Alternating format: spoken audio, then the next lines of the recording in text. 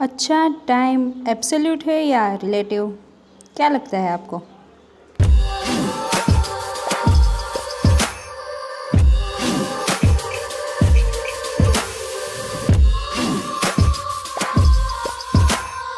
Guys, आज हम बात करने वाले हैं टाइम डायलेशन के बारे में, जो कि है आइंस्टाइन की रिलेटिविटी का एक पार्ट।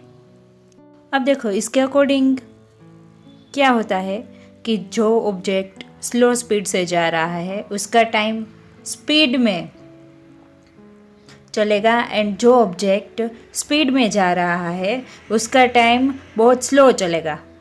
अब इमेजिन कीजिए कि दो स्पेसशिप है, वो एक दूसरे के पैरेलल जा रहे हैं और एक के बॉटम से लाइट की बीम निकल रही है जो दूसरे के मिरर से रिफ्लेक्ट होकर वापस फर्स्ट पर पहुंच रही है।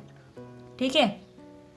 अब जो लोग वो स्पेसशिप में बैठे होंगे उनके लिए तो ये दोनों जो हमारा ट्रैवल डिस्टेंस क्या ट्रैवल करेगा, हमारा बीम एल एंड उसकी स्पीड तो सी होगी, है ना।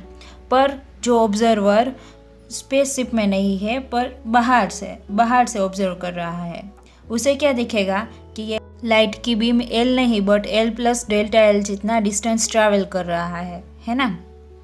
अब सपोज कर लीजिए कि जो स्पेसशिप में बैठे हैं उसके रिस्पेक्ट में इसका जो टाइम है वो L/c = T1 होगा, एंड जो बाहर का ऑब्जर्वर है उसके लिए क्या होगा, T2, उसके लिए होगा L + Δl/c, है ना। इस बात को सिंपलेस्ट वे में समझने के लिए आइंस्टाइन ने एक पैराडॉक्स दिया था जिसका नाम ट्विन पैराडॉक्स था, जिसमें एक ट्विन में से एक को अर्थ पर रखते थे एंड दूसरे को स्पेसशिप में भेज देते थे। अब जो स्पेसशिप वाला अपनी ट्रिप ख़त्म करके जब अर्थ पर आएगा तो वो जो अर्थ पर पहले से था उससे ज़्यादा यंग होगा, मतलब कि उसका एजिंग स्लो हुआ, क्यों, उसका टाइम स्लो चल रहा था। एंड जो अर्थ वाला था वो उसका टाइम स्पीड में चल रहा था, इसलिए उसका एजिंग ज़्यादा हो गया।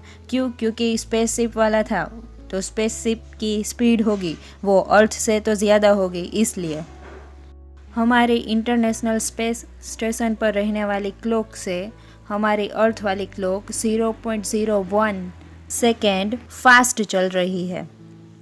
हमें ये टाइम डायलेशन की effect relative velocity and gravitational field की वजह से मिलती है। दोस्तों, ये था हमारा first topic theory of relativity का, एंड इसके आगे भी सभी टॉपिक इसके ही आने वाले हैं। एंड हाँ, जाते जाते सब्सक्राइब करना मत भूलना।